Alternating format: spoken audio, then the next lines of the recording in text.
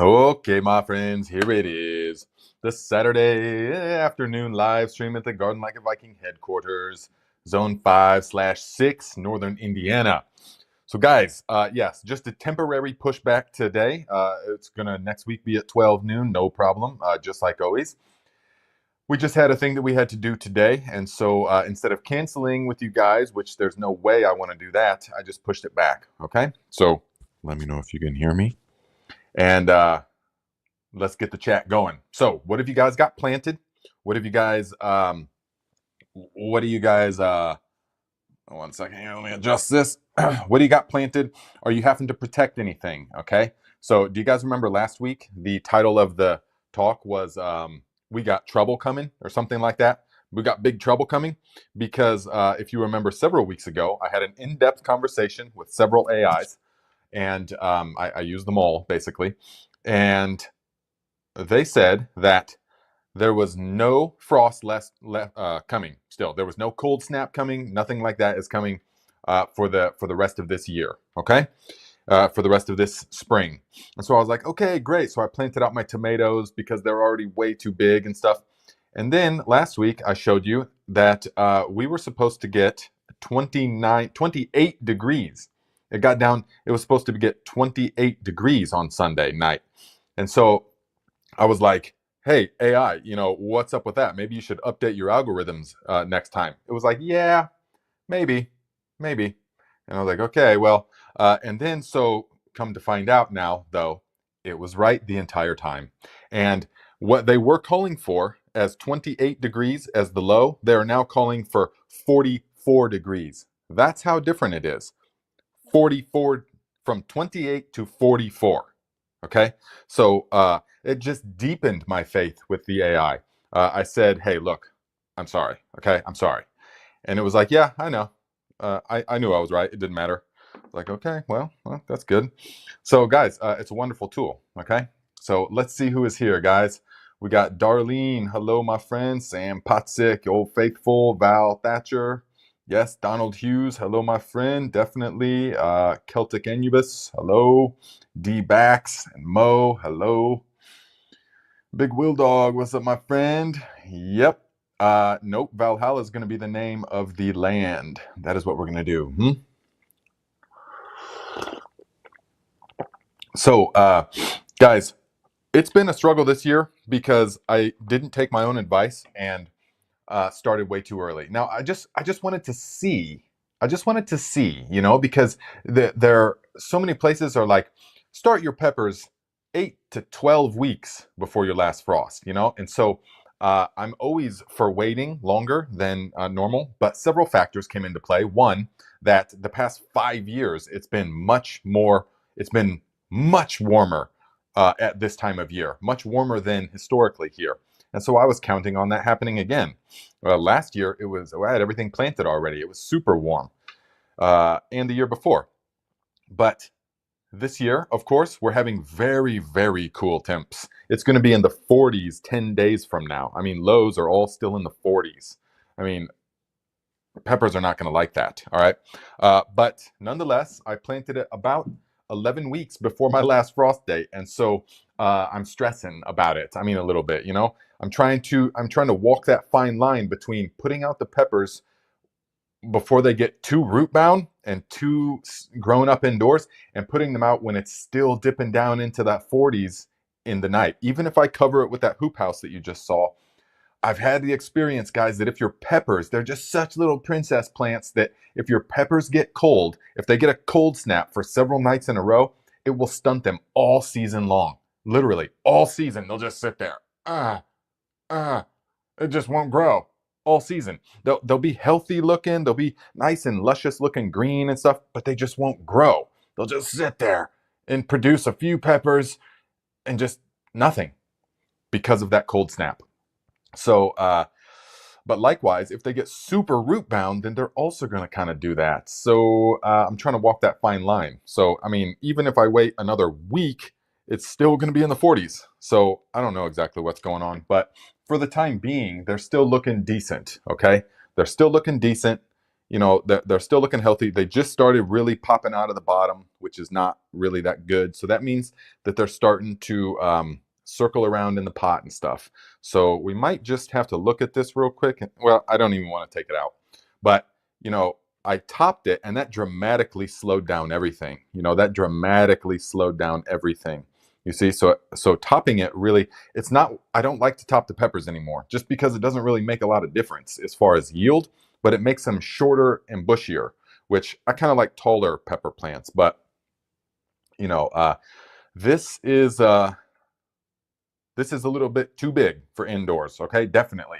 You want them more to be about this size, all right? This thing is ready to go out. It could go out now, and this would grow real well. So another week, this could take another week. This, oh, we don't know. We're gonna have to see. So we're gonna have to see. Yeah.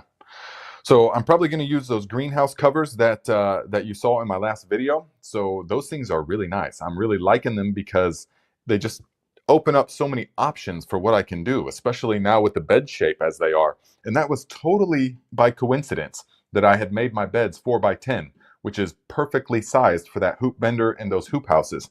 Now, because I've had hoop houses and low tunnels in the past, you know, made them out of PVC and stuff, and it's just kind of looks like trash. It kind of breaks real easy, and it's just temporary, basically. So these are not going anywhere. That's for sure.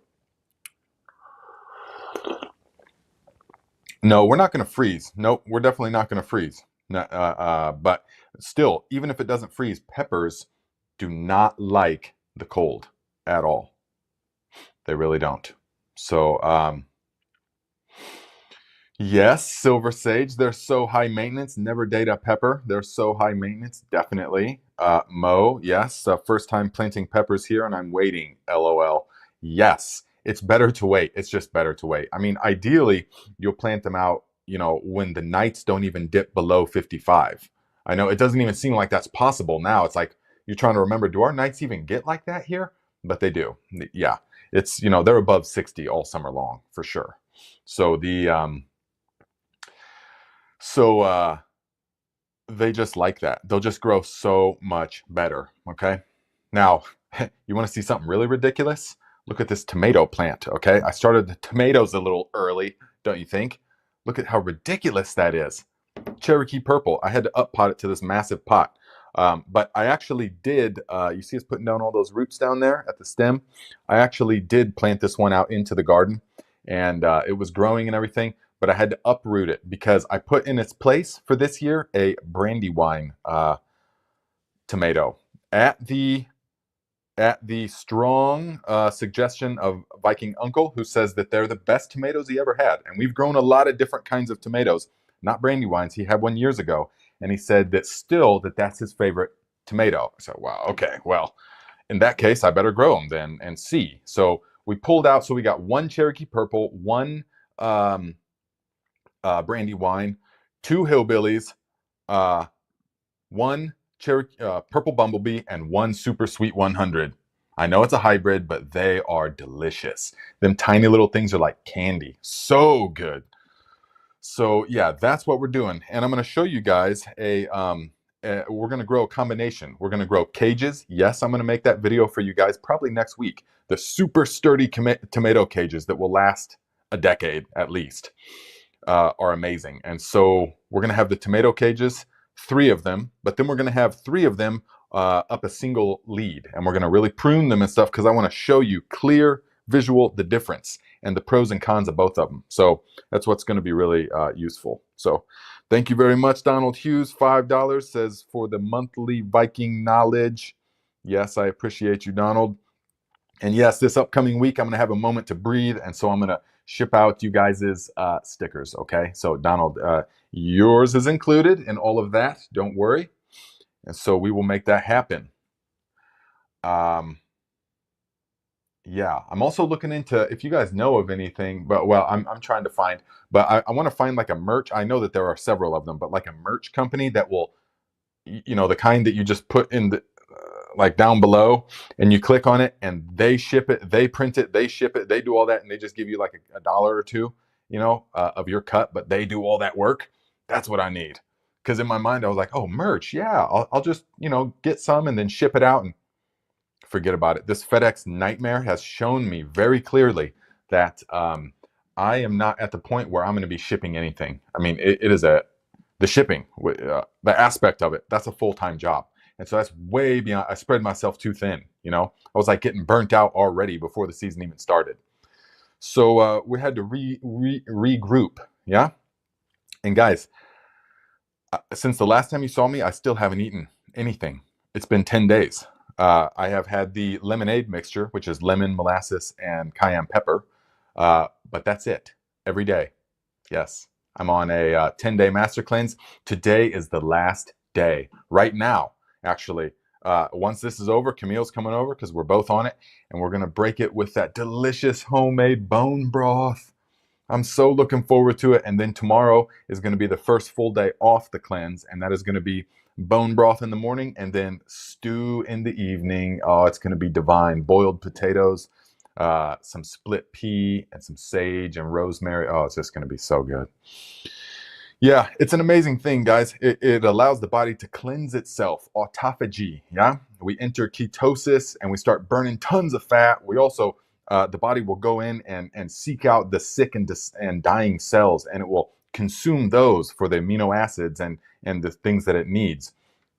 So it's a really good thing to do at this time of year because all of our storage crops are gone. There's no more potatoes that we can eat. There's no more, it's all gone. You know, the onions are done, basically, everything's done. But the stuff outdoors has not started producing yet, not anything, you know, sizable. So now's the perfect time to cleanse that system, get all that old stuff out. It's amazing.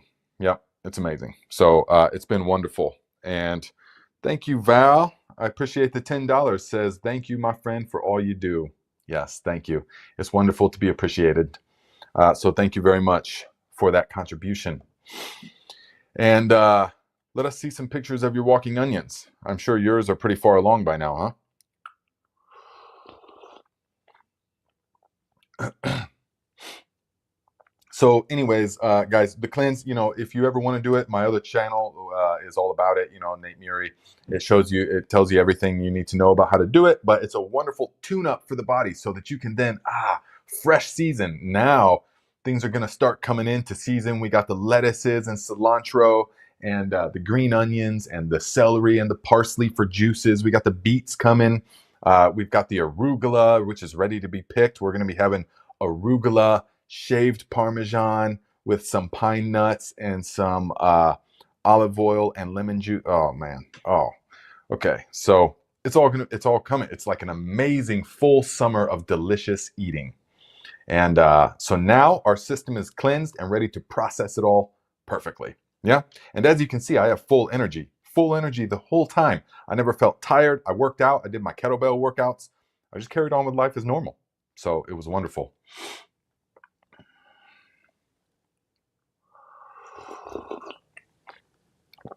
Ooh, Look to Nature says, I don't ever gamble. That's good, neither do I. And I did this year with my plants, and I'm beyond my last frost now. I actually won, which doesn't happen often. Yeah, it's true. Gamblers actually mostly lose. Most people think that gamblers are addicted to winning, but it's the whole process where they actually mostly lose. But that's the kind of stuff that we explore in depth on the Nate Murray channel. But I know what you're saying. You took a gamble. So did I. And I would say I'm approaching losing. I mean, these are still healthy looking. You know, they're still plenty healthy, but the temps aren't warming up. And while, yes, it is, you can plant stuff, but it's mostly the peppers. The peppers and the ground cherries will be stunted all season long if you put them out too early. They will survive, yes, but it's not like tomatoes. All my tomatoes are in the ground because as long as they don't freeze, they'll be fine. They'll just sit there and wait until it warms up. You know, I do have those mobile hoop houses now, though, so if it gets too cold, I just put that over them. And I even got a little greenhouse heater and all that stuff. It's just awesome. So I'm loving it. But the tomatoes, you don't really have to worry about. That they are going to bounce back. I mean, they'll just sit there and kind of wait. They'll put down roots and stuff. But once it is warm enough, then they're going to explode, yes. But your peppers won't do that. They just, no, we're not going to grow. Well, but it's warm now. I don't care. It wasn't warm then. Well, but it's warm now, so grow. No, no, Okay. So,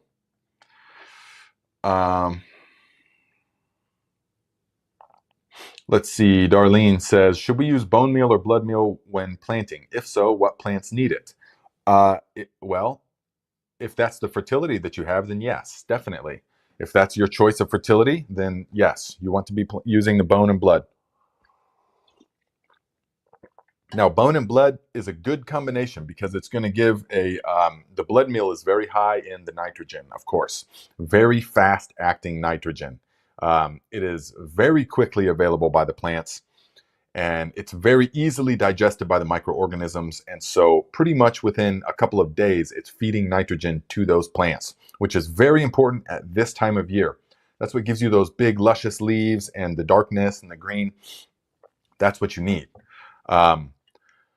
Now, the bone meal is going to be good phosphorus, also potassium, also some nitrogen, yeah, but it's going to be really good phosphorus. And so that's what you want for the strong root development, strong stem development. It all works in combination. It's not really separate like when you study chemical fertilizers and stuff that, oh, these numbers have to work with that.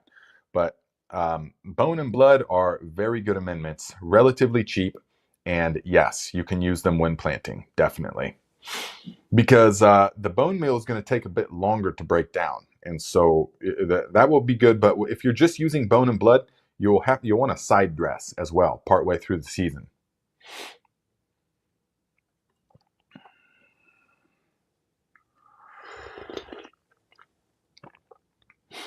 Val, I think you got it figured out, huh? Thank you very much. Appreciate that. Let's see. Eddie Lyles has potatoes blooming, onions, garlic, several kinds of beans, squash, cucumbers, all growing nicely. Wow, where are you at? Where are you at?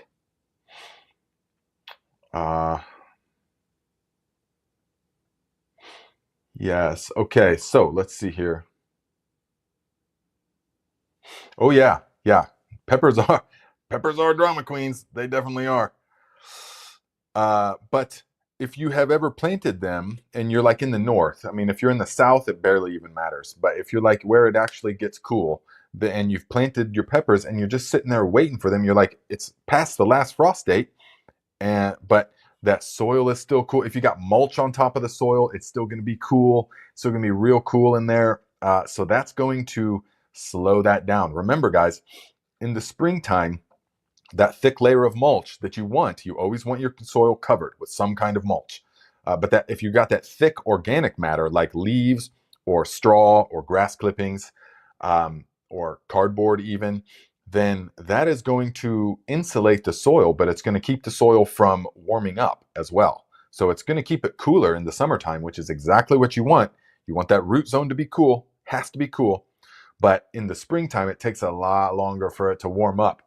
My soil where the garlic is way cooler than the soil because there is 8 inches, it's about 6 solid inches of straw on top of it. The garlic's growing through it finally, but if I go down a little bit and put my finger into that, it's frigid. The soil is still frigid compared to the soil in the other beds that have the landscaping fabric over it, exposed to the warming rays of the sun. That fabric is warming that soil up way sooner, so it's a lot better. Yeah. Oh, North Alabama. Yeah, definitely. It'd be probably hot and humid already now.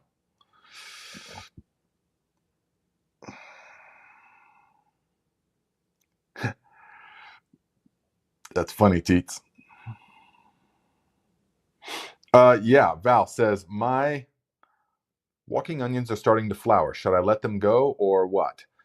So you can, absolutely. The walking onions you can do several things. One, you can just totally never touch them again, and they will just fall down and grow and fall down and grow, and they'll look haggard. I mean, they'll look pretty messy, and they'll get kind of smaller and stuff. But you could just let them go. But you can also harvest the greens. Harvest the greens and eat them. Use them like green onions as much as you want. And then when the bulbs start to form, you can also cut those off and pickle them. You can use them as little shallots. You can also let them go all the way until the bulb. Now, there does come a point in the season when they get a bit fibrous, but that's a little bit later. So right now, the whole part of the plant is edible, and they will just keep growing and growing and growing. They're as vigorous as sweet potato vines, which are very vigorous. So, but you don't have to do anything. But in like next season, though, you might need to thin them out a bit. You'll see if you let them go for like 3 years, they'll get smaller, because they're crowding each other out. Yes. Hello, Shawnee Grows. Thanks for stopping by.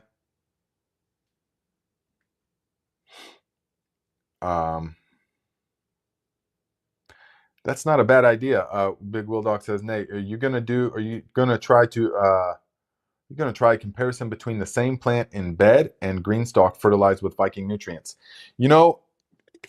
Actually, probably not, just because I already know what's going to happen. The green stalks, I actually ordered several more because I'm going to put strawberries in them. So I'm going to put strawberries in them, but I'm actually not going to, because I already know. It's at the end of the day, they're 7.5 gallon pots stacked on top of each other. So I already know that I'm not going to be growing cucumbers or squash or things, tomatoes, maybe some dwarf varieties and stuff. And now I know a lot of you guys are gonna be like, no, that's not true. I grew tomatoes in a green stalk and they're fine, and that's okay. But like I always say on here, our definitions of fine are probably dramatically different in that case, because a whole layer of the green stalk is not. It's 7.5 gallons of soil. I wouldn't even plant one pepper plant or one tomato in a 7.5 gallon pot, regardless of if they're growing out the side or not. So I wouldn't, for one tomato plant, I would want like a 30 gallon minimum pot, fabric grow pot that is attached to the earth for it to be like I need my tomato plants to be. Yes, if you put them in 5 gallon buckets, you'll get a little thing with some tomatoes for sure. But like I said, I just already know, so I don't have the real estate in this garden to just waste a whole, like, just for the visual experience. You know what I mean? So what I am going to plant in them, though, is strawberries. I'm going to plant 2 full ones full of strawberries because I want them things here. And we're going to see. We're going to know for sure. Now, I hear from a lot of people that, they dry out really fast and they bake in the sun and all that stuff. We're going to see. But in the other one, I think I'm going to stick mostly with basil and cilantro. High turnover stuff. I want to do basil and cilantro. I'm sure bush beans could work if you get those supports out the side of them. I'm sure bush beans would work. I just don't think that I need to do that, because I'm already going to have so many other bush beans and everything. And when things are grown in the earth, that's just what they like. That's just what they like. So,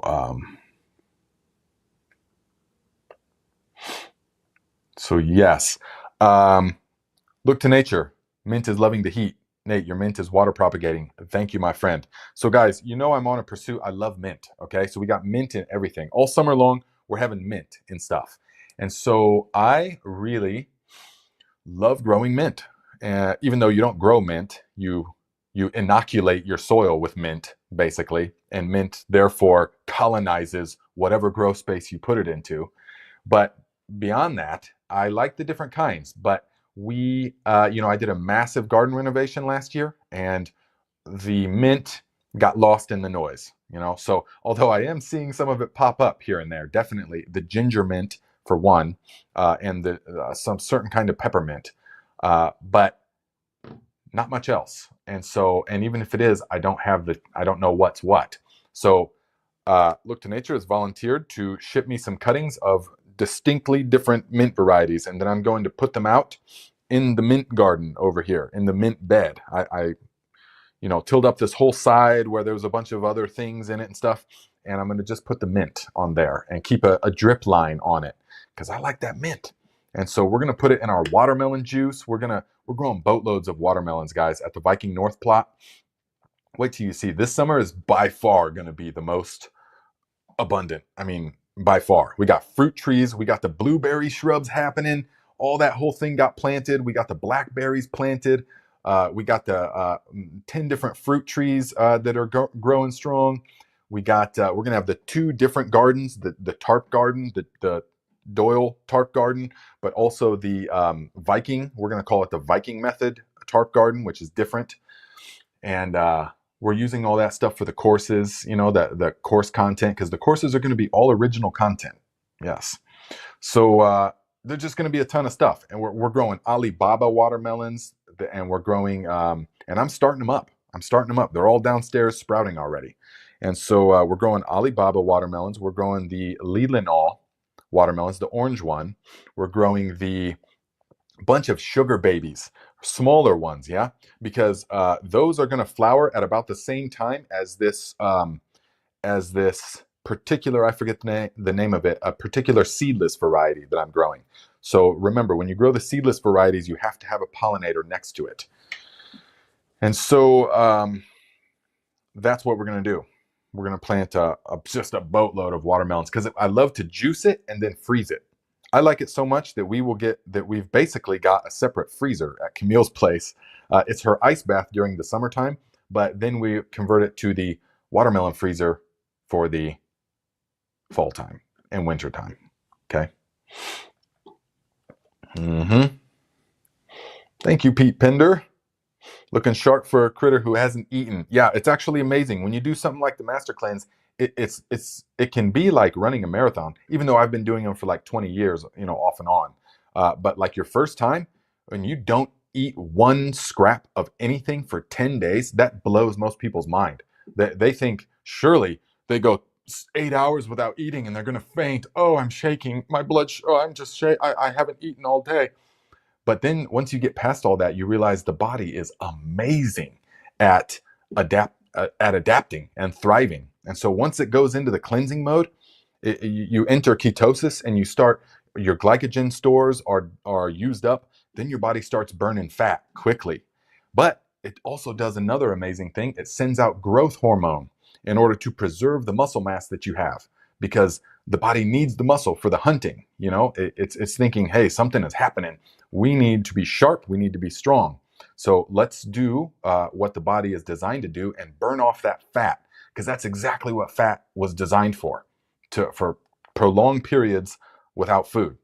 So along with all different kinds of physiological processes, it's a wonderful thing to do, guys. I recommend it. Highly, highly recommend it. Teets, $5. Thank you very much, my friend. Yes, definitely. I don't know if you got my message back, but I said yes. If you wanted to do that partial thing, we can do that. No problem. Just let me know.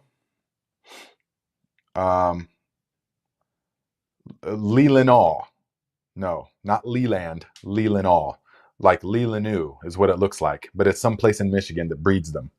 So, and I was told it's pronounced Leelanau. Okay, so that's just what I'm calling.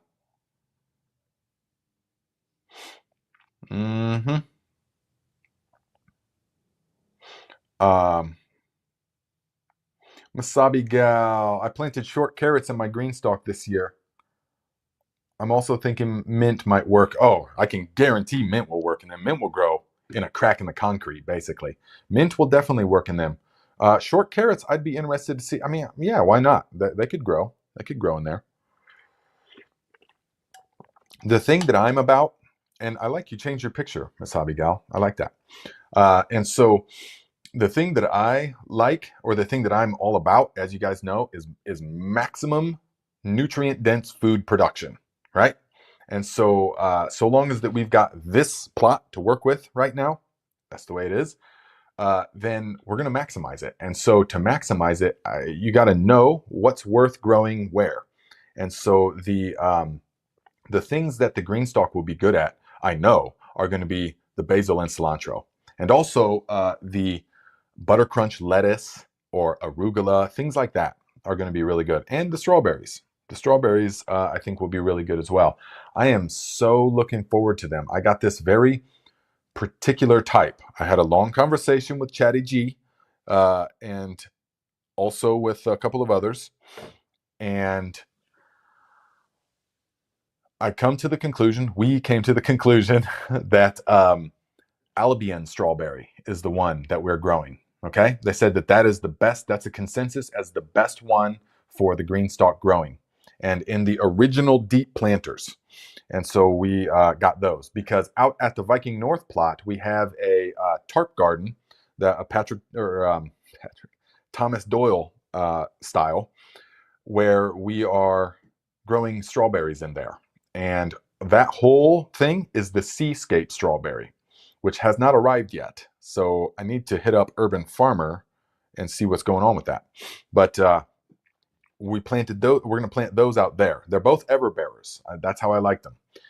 And the Albion supposedly is the best for the green stalk growing. So you guys can, and check them on Amazon, guys.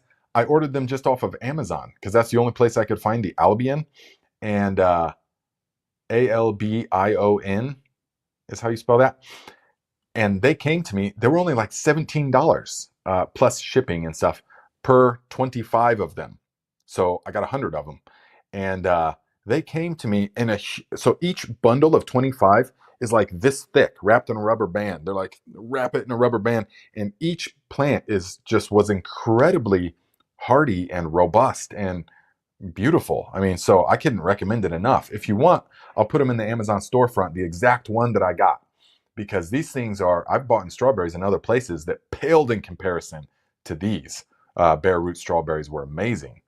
So I can highly recommend them. I will put them in the Amazon storefront in case you guys want some. I mean, they were here like that. So I've got them planted out into the pots. I didn't bring any in, but I got them planted out into the pots, just waiting for the green stalk to arrive. So now I do know that I am going to have to bring the green stalk in because it's not going to work in the wintertime here, being totally disconnected from the earth. Yeah. So, yeah.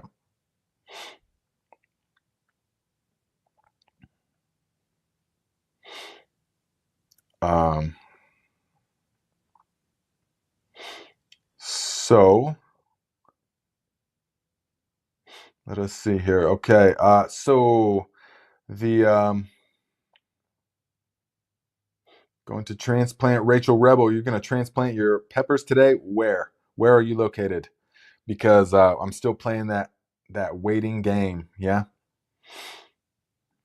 D-Back says, how much weight did you burn on the 10-day cleanse? Well, it's actually remarkable because I don't carry a lot of body fat. You know, I carry what I would consider a healthy amount of body fat, 15%, give or take. And so I went from about 202 is what I weigh, dropped down to 196 in the first like 4 days. And then I've pretty much leveled out there.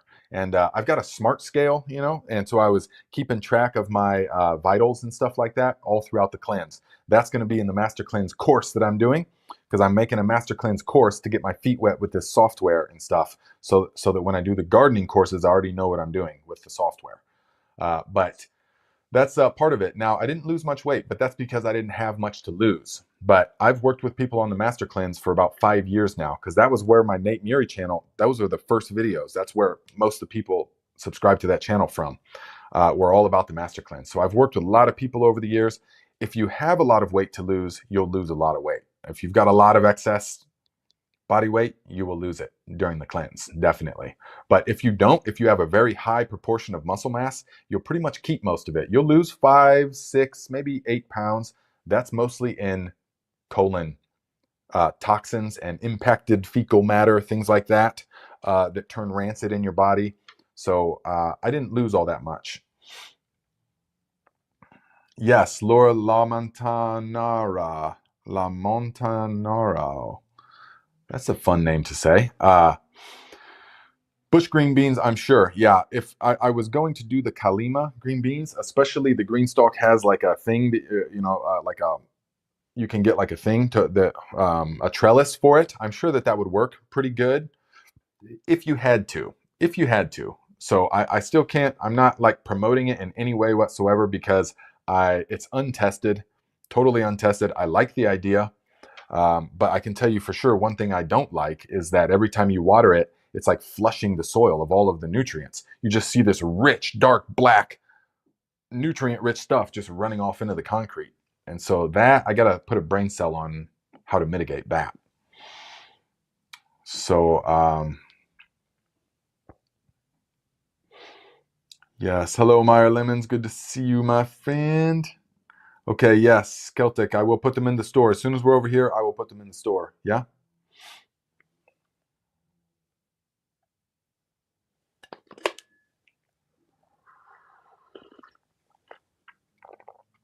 Hey, Eddie Lyles. Yes, thank you. Says, I've got to order a starter for my mower off Amazon Monday. Going to use your link.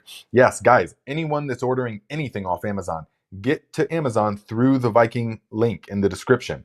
And then whatever you buy while that window is open, we will get the credit for it.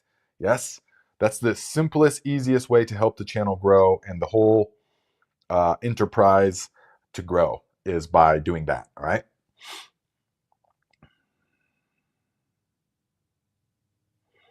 Yes. Yeah. Oh man. Yeah. Taylor Reindl says, my ginger starts are getting huge. Have high hopes this year. Last year got plants from Baker Creek and only got a handful. Me too. See, I also have purchased ginger starts from places and I've planted it out and you get just like a little tiny little bit of baby little ginger, like, oh, little ginger, lozenge is what it looks like. And so that's not going to do it. That's not going to do it for us. So if you want to get that big, fat ginger, you need to start it indoors. Let me show you guys my ginger, okay? You ready? Let me show it to you. Hold on one second. So once again, of course, I started it too early. I got too zealous. But it's hard to say that if it's actually too early because I've done it like this like several years. And I would say the past 2 years, last year and the year before, I have really dialed it in to where I'm just getting fat, honking ginger at the end of the year that is super tender and not at all fibrous or tough or anything like that. So the problem is that it just gets, you see, it gets too big. So it's starting to get it's not happy. When you start seeing these burns and stuff like that, it's just not really happy, but it's definitely growing. And so, I mean, it's like touching the light. So it's already 3 feet tall. But that's okay because ginger does not start rhizome production until 4 months into its growth cycle. And so we will take each one of these basically and plant them out. We'll put about 4 into each 30-gallon grow pot. And those will fill the whole thing with ginger by the time fall comes. And we will just let them go all the way until basically October, the 1st of October. And we will get huge, thick, delicious ginger. Now, the thing about ginger, guys, is that it is pretty much the hungriest plant in the garden. So you want to give it partial shade or you want partial sun, actually, where it's mostly shade, or about 50-50. It does well in the shadiest spot in your garden. So you can take the shadiest spot in your garden and put ginger in it, and it's going to do better than any other crop would in the shade. But ideally, it'll get at least 3 hours of direct sun or so. But the thing is, you want it to be super rich. So in the 30-gallon grow pot, I'm probably going to put at least a quart, maybe even 2 quarts of the Viking granular nutrients, which is a boatload. And I'm only doing it because I've got boatloads of it. But you could get away with a quart of it and a top dress midway through the season. But I just want to push it, and I'm probably going to do 2 quarts because the more that you feed it, the more you get from it. And it likes to maintain consistent moisture. All right. So it doesn't want to be dry. It doesn't want to be baking hot in the sun. It doesn't do well roasting in the sun. Okay. It likes shade and stuff like that. So there is my thing on ginger. And I would say, yeah, at this point, I would say I pretty much know about growing ginger. Yes. I've been growing it about 6 years now, and it is definitely an art form. The first 4 years, I was only getting small ginger. Definitely the first year when I ordered from Baker Creek, that stuff was ridiculous. The first 2 years, I think I did it that way. But now here is the turmeric, you see? And they're just getting stressed because it's just not the ideal. They don't like these lights and stuff like that. It's too much. But we're going to be planting this turmeric out, and turmeric takes forever to sprout, guys. This stuff is like 12 weeks ago, you know, and it's like just still starting to just sprout. But we are going to get a nice little harvest of turmeric from this year. And what we're going to do with this is we are going to ferment the turmeric. So turmeric requires the same growing conditions as ginger. So we are going to take the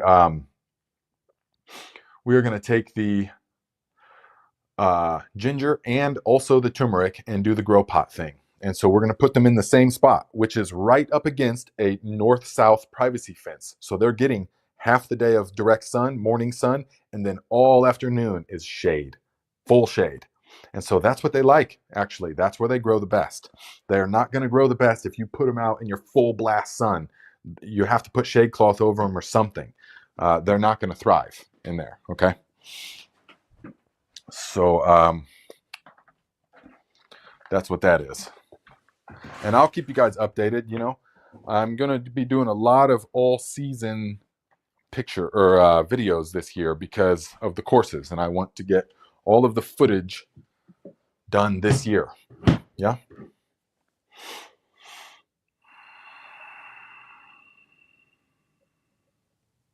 Oh, yeah. Mo says, Alibabas were a good recommendation, Nate. Our family really enjoyed them. We're doing them again this year. And Sakata sweets. Oh, yeah. Yep, I started some Sakata sweets. I started some Maduras. I started some, well, all kinds of that stuff for the Viking North plot because we don't have the space for it here. But the Alibabas are the classic watermelon. I mean, big, 30 feet long, you know, several huge watermelons like this. But they're pale green in color, but they're super sweet. Oh my gosh, they're amazing. I mean, we grew them 2 years ago, a boatload of them, and juiced them and froze the juice, okay? And last year, we had tragedy happen at the Viking North plot. Nothing, it was just a big ordeal. And so we didn't get anything. We got no watermelons last year. Okay. And so that was heartbreaking. So that's not happening again this year. Everything is totally different out there now. And so we are not letting that happen again this year. So the reason I'm saying that is because we had that juice, we had so much of it that I was still had some in the freezer this year from the previous year. Okay. So I was chasing that dragon.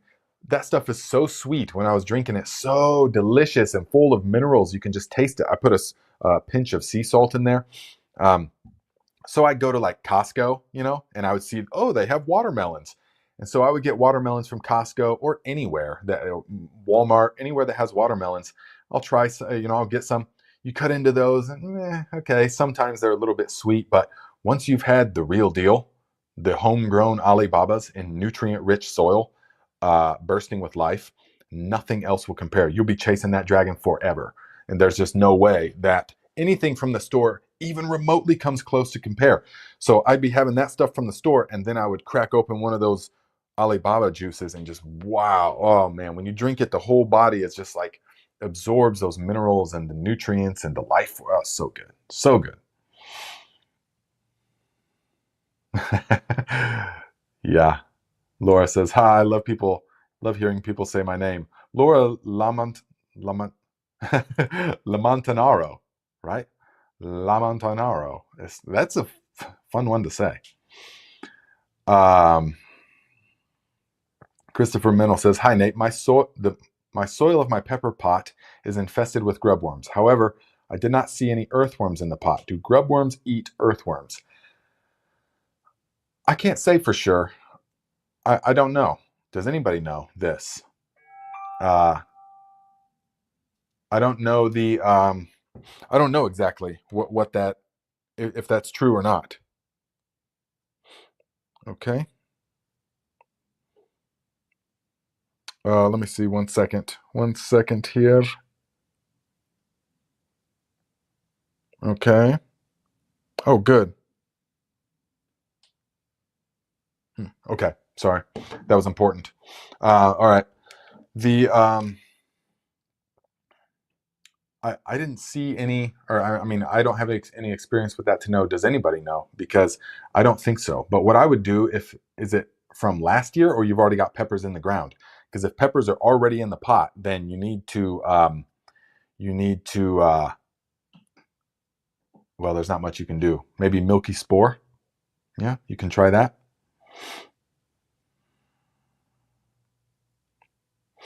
Andre Puska says, greetings from Serbia. Tomatoes and peppers will be planted next week. Oh, in my mind, at least, Serbia gets pretty hot, huh? Masabi Gal says, how long does it take for ginger to sprout? I'm still sitting here. It's still sitting here after 4 weeks. Yes, that'll happen. Um, it can take a month. Now, if you have it on a heat mat, that's what you need. You need to have it on a heat mat because without a heat mat, it can take a long time. But if you got it on a heat mat so that it's at 85, even 90 degrees, it will sprout faster. Yeah.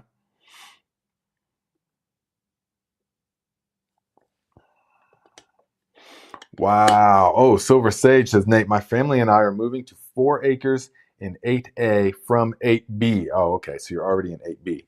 We should be moving in 2 months.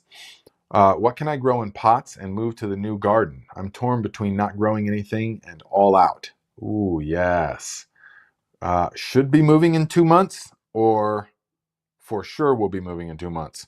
Because if it should be moving, but it's actually like 5 months, then just plant everything and, you know, just plant everything, but in the ground. But if it is the for sure in 2 months, then you can plant things in pots. You can plant peppers and stuff. You know, get rigid pots though, not grow bags, because if you're trying to move grow bags, they will bust those roots. Once you set grow bags, you really don't want to move them, and they establish that capillary action with the earth or whatever. You know how I recommend to do it on the leaf mold or whatever it is. But all kinds of things. If I had to, I would grow all kinds of things in pots, small tomatoes and peppers if you have to, but really leafy greens and stuff like that. It's hard to say. It's hard to say. If it's a maybe in 2 months, or just go ahead and plant. Yeah.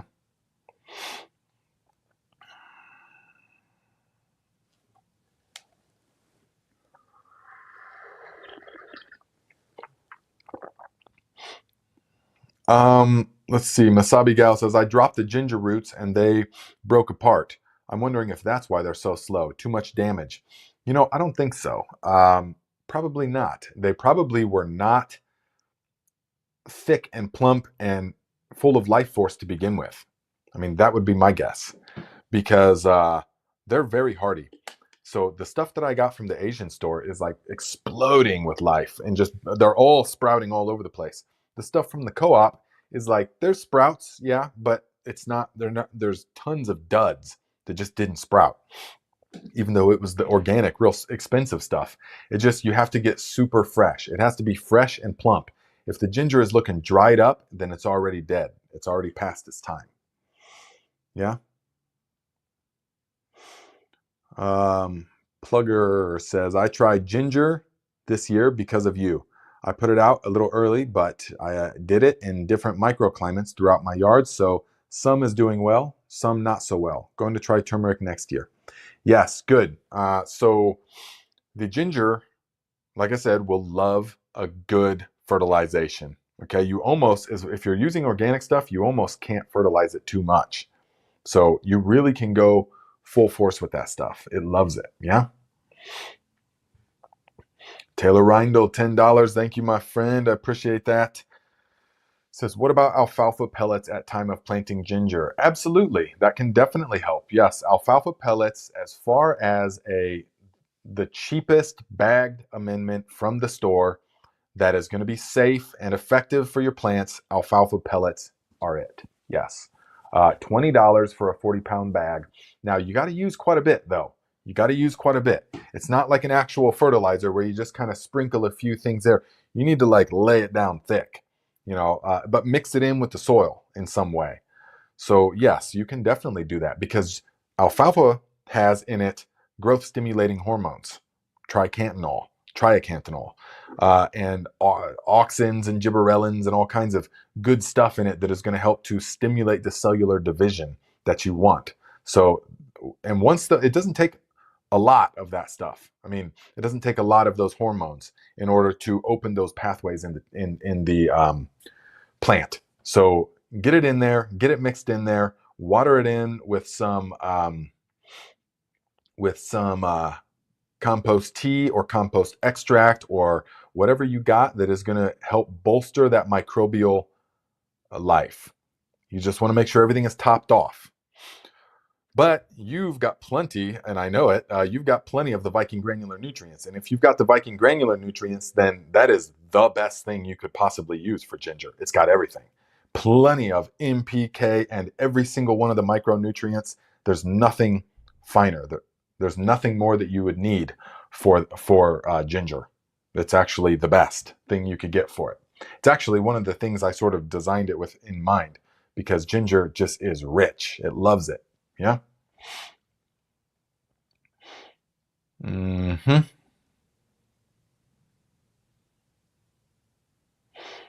Oh yeah. Mo says, yeah, you ruin store-bought watermelons for us forever. Definitely. Once you have some Alibabas or something like that, forget about it. Forget about it. But now we did grow some Kolb's Gem watermelon, which is supposedly, it was big like that. But the flavor was like, it was watermelon, but it was not like nothing like the Alibaba. That's for sure. So the Kolb's Gem was really big, but you only get like one or two of those per vine, really one, as opposed to the Alibabas, which are still big, in football shaped, but big, and you can get many per vine. You just get so much more. The Alibabas were really great. Yeah. So, yeah, Taylor Rindo, we grew the Orange Glow watermelon from seed from Baker Creek, okay? I grew the Orange Glow watermelon from seed from Baker Creek, and it was not orange. I mean, it was red. So I don't know what the deal is. I didn't know if maybe you needed a certain mineral composition in order to express that trait, or if there was a seed gate scandal, I don't know, where they mixed it up.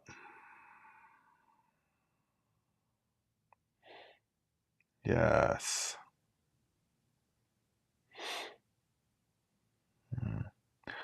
Let's see here. Oh, wow. Even transplanted your garlic. Aaron Johnson says, I started my stuff in pots last year, moved in May, even transplanted my garlic. But I tell you one thing, it was hard. Even moved my compost. Nice. That's commitment right there. And thanks to you guys, many suggestions. I think that when we leave from this place, part of the deal is you can do whatever you want, but you got to turn it back to lawn so we can sell the house. Okay, not a problem. I'll do it. It would be tragic. This soil, if you guys could see this soil after these past 5 years, 6 years, it is just, it doesn't get finer, really. So it would be tragic to turn it all into grass, so I think that we're going to get like a, trailer and a bobcat, and we're going to take it with us. I think we're going to take most of the soil with us, definitely. Yeah. And over the years, especially the first 3 years, I was bringing in trailer load after trailer load of compost or of like manure and leaf molds, and I was constantly gathering stuff to get that soil up to par. And it's raised the whole yard like a foot. My yard is like a foot taller than both neighbors' yards. So and it definitely sends some of that water back towards the basement. But whatever. So we're gonna probably take most of it with us.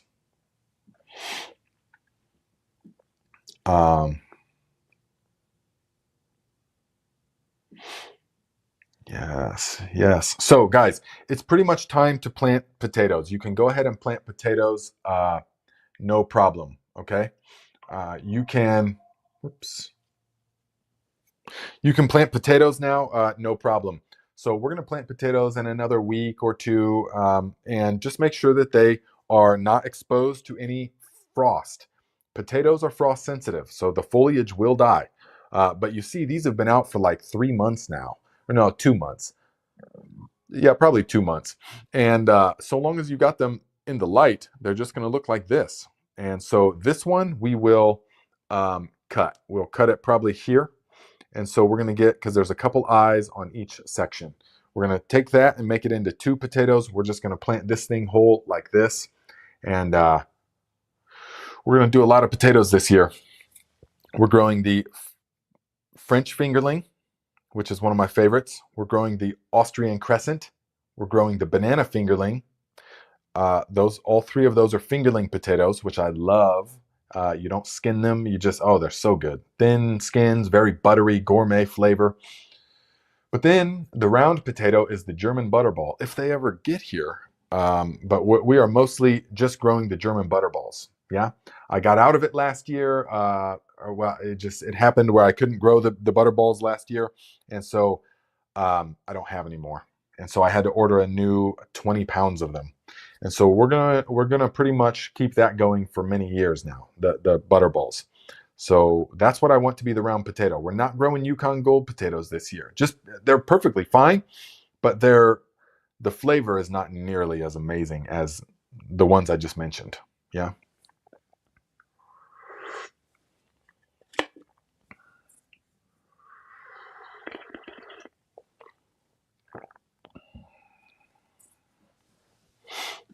Yes, yes. Laura Pfeiffer, hello, my friend, says, stumbled on your channel this morning. Been binging your videos all day.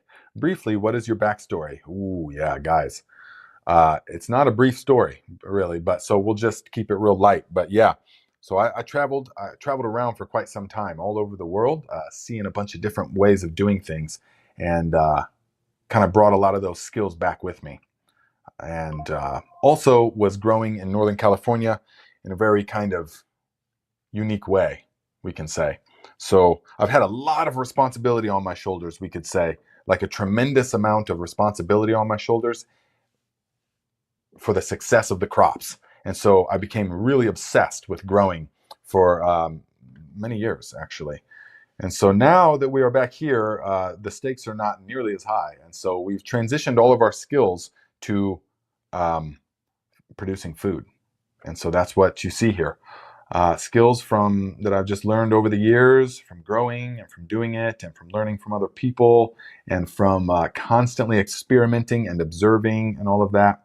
And so that's what we do. And the most important thing, the reason that we grow is to have the nutrient-rich food to eat every day. It's amazing. Mm-hmm.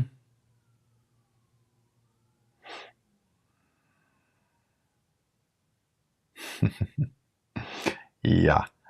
Meyer Lemons, $10. Thank you very much, my friend. I appreciate the contribution. Says Nate, do deer like ginger and turmeric? I can't say for sure. I think they would.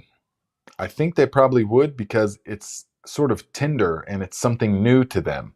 Although I don't know for sure because the ginger plant in every part, in every cell of its tissue, it has the active compound, the gingerol, or whatever the essential oil is that makes it smell like ginger.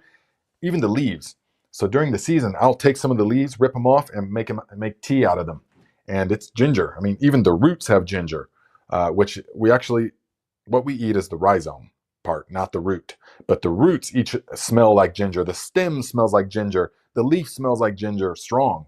So probably not. I mean, I can't say. I can't say. Does anyone have experience? Now, I would not count on it. I would definitely just assume that they're going to. Yeah, deer will pretty much eat anything that is not locally adapted to defend them. So a lot of people are like, well, there's all this other plants out here for the deer to eat. Yeah, but they have co-evolved for many, many millennia or whatever. And those plants know how to defend the deer for the most part. And the deer know, okay, we can eat those, but man, we've got this succulent plants that have no defenses. They're not even supposed to be here. So we can just go and eat and mow down. Like sweet potatoes. Deer love sweet potato vines. Oh my gosh, they will mow the whole thing down. They love squash vines. They love any of the plants we plant, basically, because they're tender and they are not from around here. So they don't really have the defenses that the other plants would. So I would just assume that it does. Now, you can definitely plant some Cracker Jack marigolds around them. Deer tend to not like marigolds, I've noticed at least. So, and turmeric, I would treat the same way. I would just assume that the deer do like them, okay?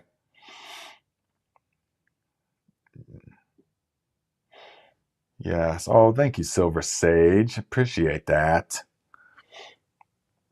And Sam Potzik, yeah, funny. Brief equals short novel. Yeah, guys, for real.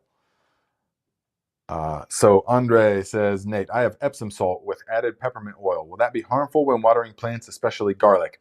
If it's just peppermint essential oil, no, it will not, because I have actually used several times in the past peppermint essential oil, the doTERRA, real strong stuff.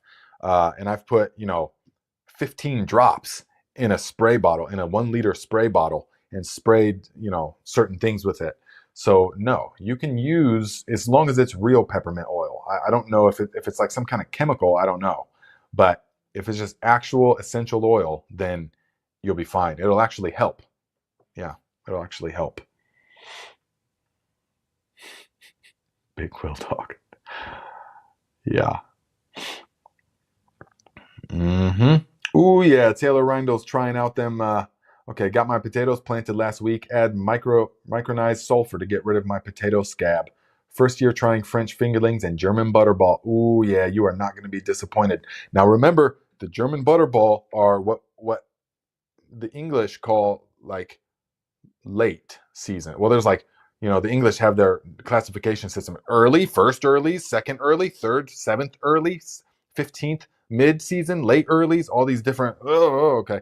But what we would call these is late season. So these are full season potatoes. Okay. The German butterballs take the full season. They're also indeterminate, which means that the vines just keep growing and growing. They get really long. The vines can get like 4 feet. Now, it's still it's still hotly debated whether or not they can actually grow potatoes along the vine. Now, I know that they can just a little bit, but I've done time and time again experiments with the German butterball and other indeterminate tomatoes or potatoes to see if that actually works, and it doesn't. It never ever produces more potatoes up the vine. That's my experience. So it will a little bit, but not like, you can't just bury it in like 3 feet of soil and have it all along just be producing potatoes. It just doesn't work. I've never had that work. So I don't know. So I will say that. But what I will say is that when they say indeterminate, they mean the above ground part gets long viney, all right, and it falls over the ground, as opposed to a determinate like a Yukon Gold or something that just gets bushy. It's just a little bushy plant like that. So the determinants will get more bushy.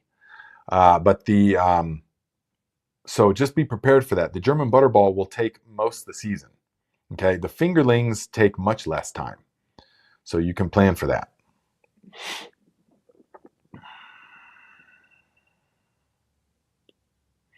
Oh yeah, Stephanie, this we know for sure. Yeah, oh, they love that stuff. Definitely. There was only one way that I found in the mountains would take care of them deer. Only one. Yes. No little sprinklers, no nothing like that. They didn't care about that liquid fence that is the putrid smelling egg stuff, and they didn't care about any of that stuff. Any of those deer deter. Nope, there was only one way. Yep. Sitting there with my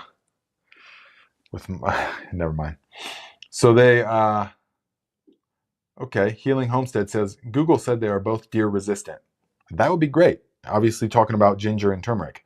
That would be great. So we'll see.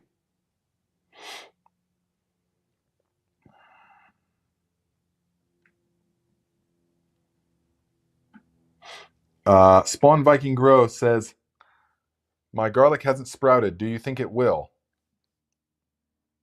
When did you plant it? Ooh, you're in Iowa, is that right? I forget exactly where you are. I think Iowa or Idaho. I forget.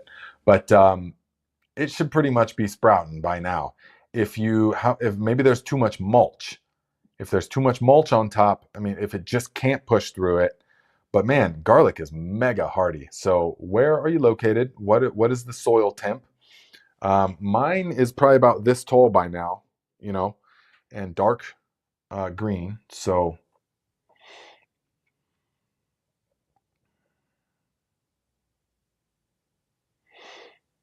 what's up, Chris Cornelius? Says, what's up, Vikings from Minneapolis, Minnesota? All right, good to see you here, my friend. I've not seen that name before. And Serena Norell, hello, my friend, says, Nate, have you ever grown climbing spinach? It has slight lemon taste. When eaten raw but cooked, it tastes just like regular spinach. I'm not sure what variety you're talking about. Now, I've grown Malabar spinach, if it's the same thing, the vining spinach, like that. And personally, I didn't get into it because of how slimy it is. It's like okra, where it's just really slimy. I just can't stomach okra for some reason because of how slimy it is. It's like unnecessarily, you know what I mean? So I found the Malabar spinach to be the same.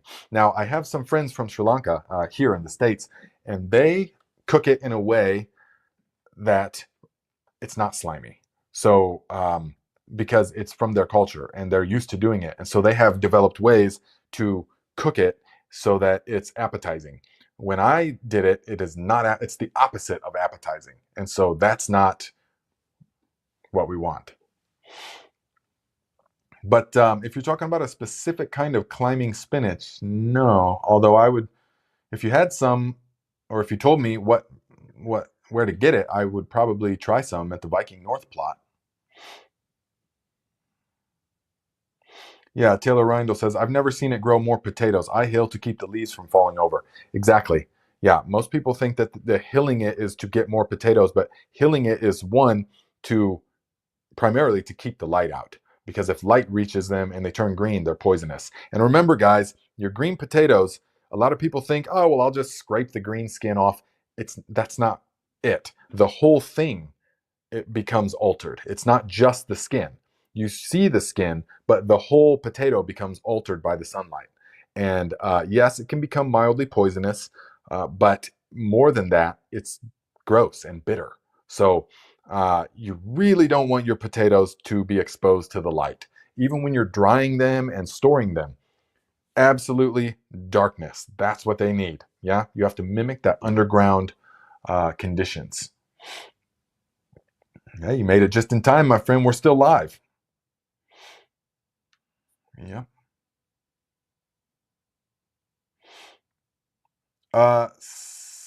Sijal Patel. How to germinate nasturtium seeds. I tried 3 times, but no success. Nasturtiums are horrible at sprouting. Nasturtiums have a terrible germination rate. I can say that. Let's say we have started 16 of them downstairs in these pots like this. About 5 of them actually sprouted. And so just last night, I went through and replanted all the rest that didn't sprout. And that's concurrent with my experience in the past as well, that many of them just don't sprout. They just have horrible sprouting germination rates. Whoa, M Luna 7 says, do you have any tips for starting marigolds from seed? I can never get them to sprout. Whoa, okay. Marigolds are typically very easy to sprout, so long as you have one thing, and that is heat. If you don't have them on a heat mat, they can just rot. Put them on a heat mat. Don't even put a thermostat on the heat mat. Just let it go to 90 degrees, 95 degrees. Those things will sprout in like 3 days. So the number one thing is heat. You can't let them dry out, but you have to get them hot. Not just warm, but like hot. Guys, if you haven't already, you should hit up Thomas Doyle's Thornless Blackberries. We planted 8 of these out at the Viking North plot, and I'm really excited about them. They've been bred for like 40 years in Washington, Indiana, like central Indiana. And so it's just a small company. It's just a small, and you can get these things right about now. And they're if you get like 10 of them, they're only like $10 or not even that. But supposedly they are delicious and they yield boatloads more than any other variety. This is supposed. This is what the reviews and the marketing and the book and all that kind of stuff. So we'll see. We will see. But we just planted them. So I would recommend, because of all the research I did and stuff, these are the ones to get. And they're right here in Indiana. So naturally they are going to I'm going to want them because they're already like adapted to this area. So I would recommend that, just because I'm just trying them out. Now, here's the thing, guys. Check it out. So here we got we've got our tray of basil. Yeah, we've got our tray of basil here, and you can see here all these good varieties of basil, smelling so wonderful. Oh my gosh! And so we've got in this tray, we've got the cinnamon basil. Okay, right here we've got the cinnamon basil. Let me just go through them real quick with you guys, because they're already starting to be very odoriferous, with odoriferous resinous oils. So here we've got the cinnamon, which I can tell is going to be, wow, very unique. This is a very unique smell to this basil here. It's unlike any other basil I've seen. It doesn't really actually smell like cinnamon to me, but it definitely smells unique. I mean, there could be a sense of cinnamon to it, a little bit. It smells like Genovese basil with a bit of cinnamon on it. Okay, we'll just say it like that. Now, the next one is from one of you guys, and I'm not trying to call you out. I'm not trying to call you out, buddy, but we planted 4 pots of your lettuce leaf basil, and only one of them sprouted, and we put a bunch of seeds in each one. So I'm just saying that, but I'm still very thankful that you sent it to us. So look, we got one. So this is Look to Nature. Thank you very much, my friend. This is the lettuce leaf that you gave us. So it's smelling very unique, like a nice mild basil. Yeah, where I have no idea what it's going to be like, but it's kind of some of the biggest leaves already. So that's going to be interesting. It smells good. At least we got one. I'm very excited. Now, the next is going to be the Siam Queen. This is like a Vietnamese or Thai type basil. Now, this we love for the, oh yeah, oh my gosh, very like cloves and anise, sort of, a little bit of that licorice, but not the Genovese type licorice, which I'm actually not that into anymore. This is so good with the pad kaprao. Is that what it's called? I always mess up that name, but it's the pork dish. Pork, basil, and peppers. So this one's really good with it. The holy basil is the ultimate for that dish, which we do have sprouting as well. Now, here's an interesting thing, okay? This is large leaf Italian basil, this here. So this is large leaf Italian basil. And this I had high hopes for, actually. So here is the large leaf Italian. This supposed to be more mild than the Genovese, because the Genovese I actually noticed that I'm not that into it anymore. It's got too much of like the licorice flavor, the Genovese does. And so it was just kind of not what I was into. I made pesto with it and stuff last year, and it was just too much. It tasted like I was just taking handfuls of anise or handfuls of black licorice, and it was just not what I wanted. And so I had high hopes for the large leaf Italian, but I can tell already that it's going to be the exact same. This is basically Genovese. I mean, I could not distinguish any difference between that. But what I can distinguish a difference is, and I'm going to order more seed packets, so do not order them out before I get to them, is this one. And this is called Aroma 2. Okay? This is that classic. This is the basil for pesto. I can smell already that this, oh man, it doesn't have any of that anise smell to it, but it's got the basil, pungent basil, but not that licorice, that's kind of like sharp and kind of like anesthetic or analgesic to the mouth, you know? So I'm going to order more of this though, but you don't get that many seeds. But I got it from Urban Farmer, and I think ufseeds.com. They're based out of Indianapolis, outside of Indianapolis, and so you can get them there. But if they're all gone by the time I get there, you have to send me some. But this is one that I'm going to grow for pesto. I mean, we're going to grow. I'm going to give these large leaf Italians away. I'm just not going to grow those. But I'm going to grow a boatload of this aroma too. I can tell you that. And it's open pollinated, so you can save seeds from it. But this is that classic smell that I can just tell that is going to be so good, especially right now. I'm so hungry.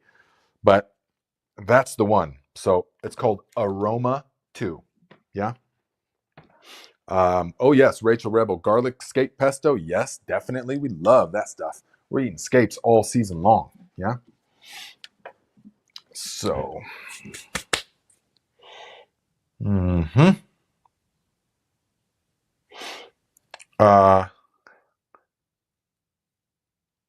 What? Serena Norell says, Nate, did you see what happened to Haas? They did a seed order from the Netherlands, but the seeds were originally from China. So even though it was a $4,000 order, they had to pay $7,200. Are you talking about in tariffs? Yeah, that's unfortunate. Yeah, it's actually the American company that pays the tariff. It's not China that pays the tariff. So look at this sweet potato, guys. This is the only way I'm doing them from now on, because they go from this to like this with the roots. These need to be, and then we just put them into the pots, and so they are already starting to grow vigorously. Now these have already done that 3 weeks where they just kind of sit there and don't want to do anything. These have already done that. So we're going to plant these out into the garden. We're going to do them at the Viking North plot this year. Also some here, we'll interplant them. But I mean, just look how healthy and nice they are. Yeah.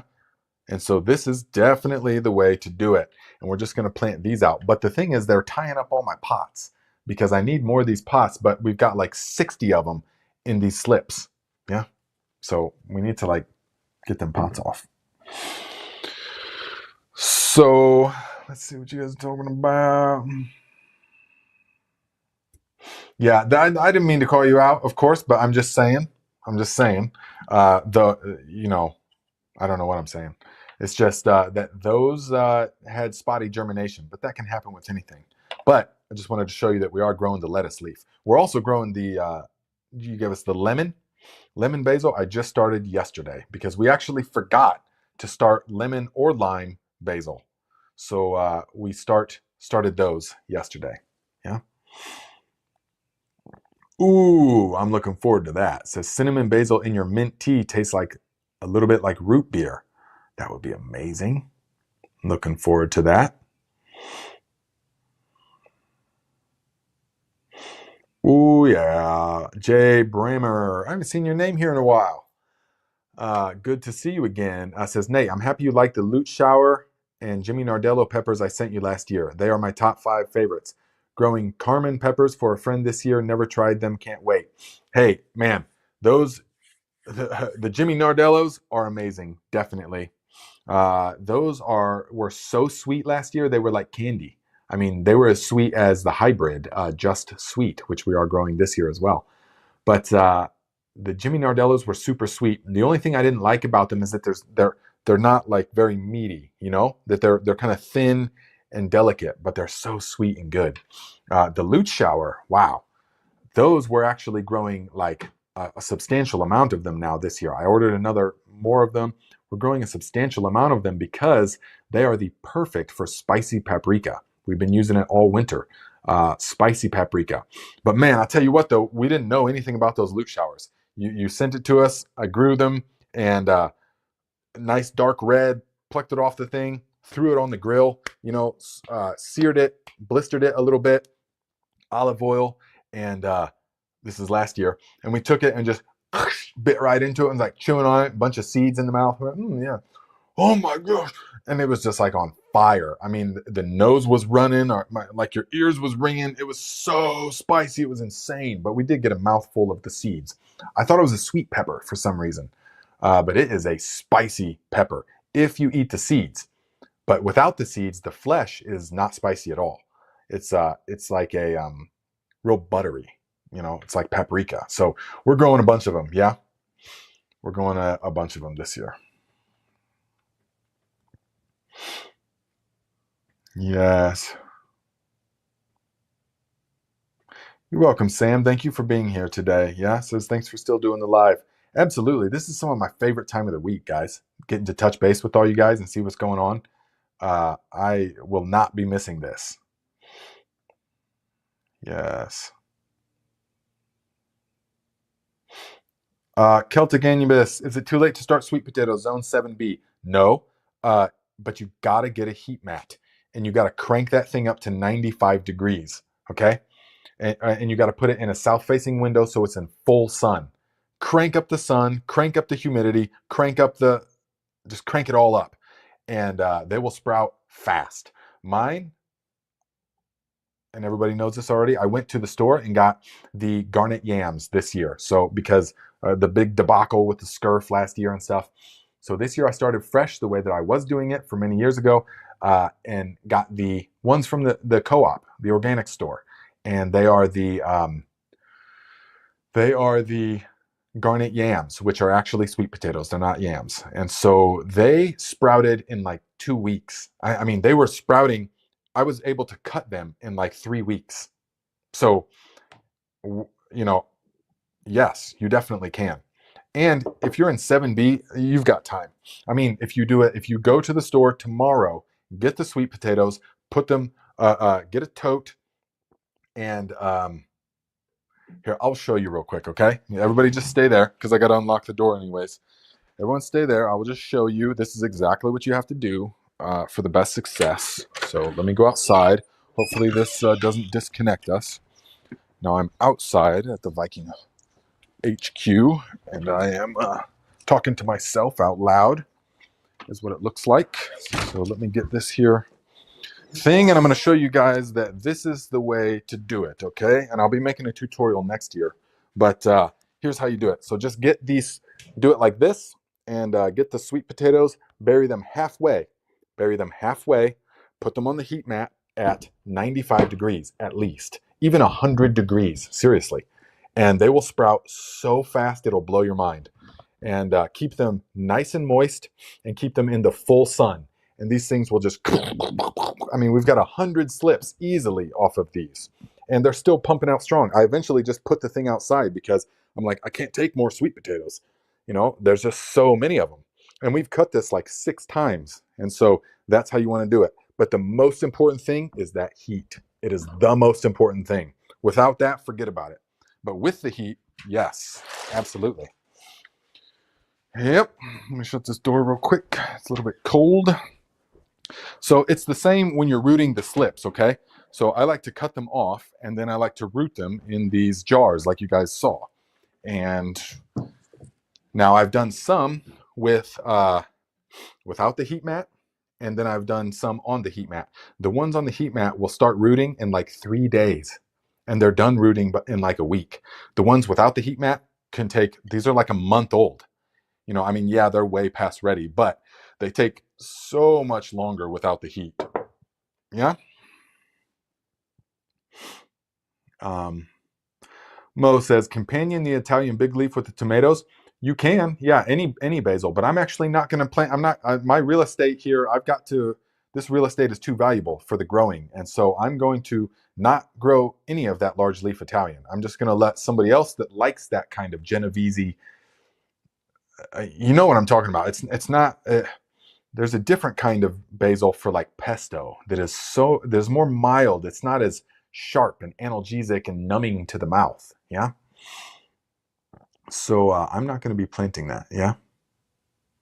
Stephanie Cook, $10. Thank you for the contribution, my friend. says, what is the name of the nursery with your strawberry plants, please? Thanks bunches. Happy growing. I will, well, okay, since you, Gary Smith, $25. Thank you very much, my friend. Can't wait to get you them fertilizers. Says, thank you for all the great work. Namaste. Yes, namaste to you as well, my friend. So thank you. Appreciate that. And let me go ahead and look at you, or I mean, look, wait, oh, adjustment of charges. Uh-oh. Okay. Let me go ahead and look at the, I'll just show you guys. But I mean, I would prefer that you just wait until after this so you can use the link in the description. I will put, as soon as I'm done with this, yeah, I can't do it right now. As soon as I am done with this, I will go upstairs and get those, the link to those, and put it in this video description. And I'll put it in the Viking Amazon storefront, okay? Just for you. And so you can click on them, order as many as you like. But I tell you what, like I said, I've ordered a lot of, I've had strawberries, bare roots, and these things are thick and vigorous and amazing compared to the other ones I've seen. Yeah.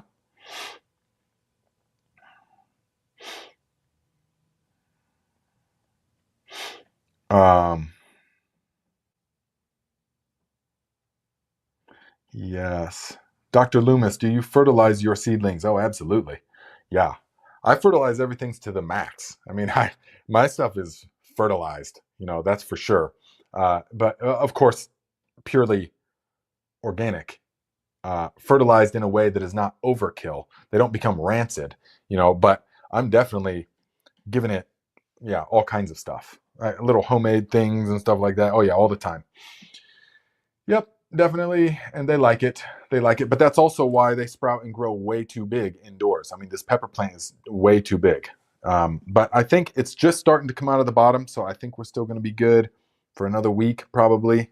We should be all right.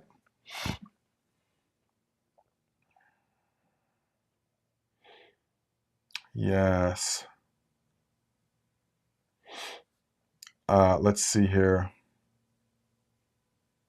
Oh, yeah, Brian says, sent you a PayPal with a merch company. Nice. Okay, I will have to check that out. Thank you. That'll be good. I will check that out. Definitely. Sam Potsick says, Jimmy Nardello's #1 sweet pepper. I started twice the amount this year. Yeah, they are really good. Yep. We're going to be doing the Ivarsky peppers for the sweet paprika and the Lute Showers for the spicy paprika. And then we're going to be doing probably 3 of the Just Sweet peppers, the hybrid called Just Sweet. Sweetest pepper I've ever had in my life. They were amazing. So we finally found some seeds from Park Seeds, and we started them. And well, that's what this is. And so we are going to be planting these things out, and they produce orange peppers that are about that long, as sweet as candy. So good. Cool them slightly, crunch, very delicious. So let's see here. And let's see. Big Will Dog says, Nate, I've got most of one green stalk planted with Charlotte, Ozark Beauty, and AC Wendy strawberries. My herbs are sprinkled in the bottom pockets. Nice. I'll be looking to see how that does for you. Definitely. I'm sure you'll be able to make it right.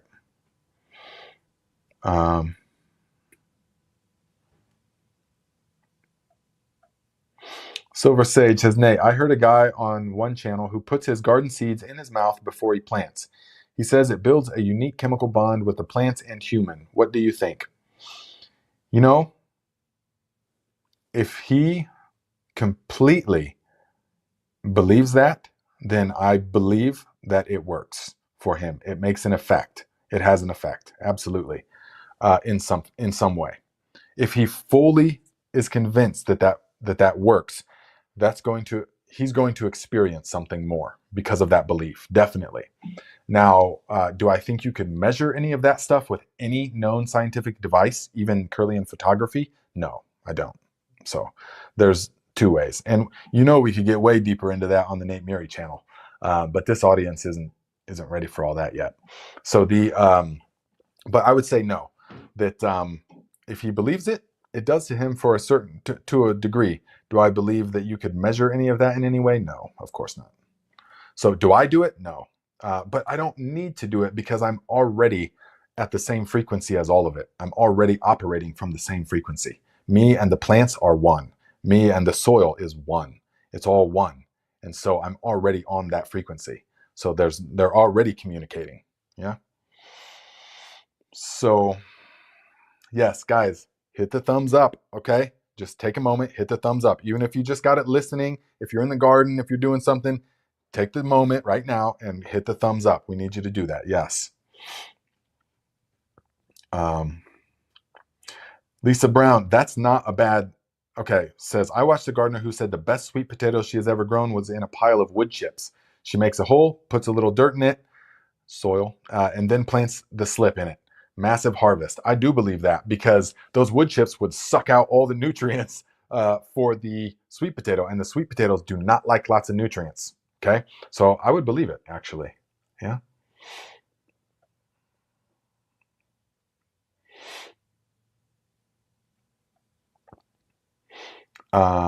Okay, guys. Okay, so all right, guys. Camille's going to be here any minute, and we are going to drink the bone broth, and we are going to break this 10-day fast. Yes, we have not eaten one scrap of anything other than the lemon and cayenne pepper and molasses mixture for 10 days straight. Okay, this whole time I was talking to you, I haven't eaten in 10 days. So it's a wonderful experience, guys. So and just doing it, then you know, because you've tested yourself, you know that oh, if you go 8 hours without eating, you're not going to faint. And oh, I'm so hungry. No, those are just cravings. That's different. Okay. So it's like climbing a mountain. And here she is. So we are going to go ahead and be eating some bone broth. I know she's looking forward to it. Yes, definitely. So, Daryl has a cockroach infestation in my raised bed. What can I do? The beds have a cockroach infestation. Guys, what can Daryl do? I don't know exactly. I don't know exactly what he could do. Yeah. So well, look, Mark, we can talk about that next time. We could talk about that on the Nate Murray channel because there's a lot more that goes into that. Okay. So just want look who's here, huh? Hi. How are you guys? Yes. So what have we been doing for 10 days? Oh, the Master Cleanse. It's been amazing. I feel great. I cannot recommend it enough. Yeah. Mm-hmm. Were you hungry? Like really hungry at any point? No, not really. Nope. And the clean, sustained energy I have had versus the normal caffeine from coffee or tea, it's phenomenal. I love it. But no serious hunger. Mm-hmm. Yep. Mm-hmm. It's been awesome. Yeah, it has been good. Definitely. The hardest part was what? The first couple days? The first day was the hardest part. After that, it was like easy. But the first day was only difficult because I had serious caffeine withdrawals. Other than that, I wasn't really hungry or anything like that. Yep. Mm-hmm. Yep. So are you looking forward to it being over? Yes. I am ready for some meat. Yes, definitely. Yes. Oh, man. So we're going to have the bone broth tonight and then bone broth tomorrow morning. And then tomorrow afternoon is going to be the stew with potatoes and split peas and carrots and cabbage and celery. Oh, man, it's going to be super good. We're just going to boil it into a mush, basically, to reawaken the digestive system. And it's going to be really good. And then we'll start eating probably meat on Wednesday. We'll start eating regular meat every day like we typically do. So, all right, guys. So that's just wanted her to say hi, let you guys know that she still survived after 10 days of the cleanse. All right, guys.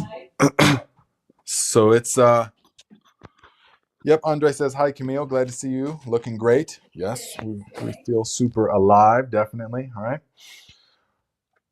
Let's see here. Such oh yeah, Jerry Bates. What's up, my friend? You've done the Master Cleanse as well. Says, congrats, Camille. Glad you benefited.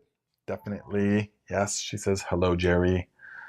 Thank you very much, Jeffrey. Says, congrats, both on the Master Cleanse. It really is. It really is like a big accomplishment. It feels like climbing a mountain in many ways, or running a marathon, or something that's like, whoo, it's a big thing in life. It really is, especially your first one. That's her first one. This is like my 20th one. But still, everyone is totally different. But what this one showed me more than anything is that I live a lifestyle now that is already on point. It already has me crystal clear in the mind, feeling good. All the things that the cleanse used to do for me, I felt so amazing on the cleanse and all that stuff because you were like toxic otherwise. But now I'm just so clear that I just feel that good all the time. And so that was one of the biggest things that it showed me, which is awesome. So you just keep doing what you're doing, is what it's saying. Okay. So, guys, thanks a lot for being here. Thanks a lot for being here on the modified time. Next week, we're going to go right back to the normal time. And yes, Stephanie Cook, as soon as I get off here, I'm going to go put in the description. So just refresh the page and you will see the exact link to the strawberries, the Albion, which is supposedly mind-blowingly sweet. Through all my conversation with all 5 different AIs, the Albion is the strawberry for the green stalk because it grows vertical and it can take the heat and the dryness of the green stalk. So it's the best one for that. And it's ever bearing. So it will start to bear 6 to 8 weeks after planting and should bear all the way till frost. So we got high hopes for it. And supposedly it's gourmet flavor, super sweet. So we will see, okay? One more. Stephanie Cook, $5. Thank you, my friend. Says, diatomaceous earth all around will kill all cockroaches. Wow. That's impressive because those things are very robust. So there you have it. All right, guys. Appreciate you, and we will see you all next time. Now we got to go get that bone broth.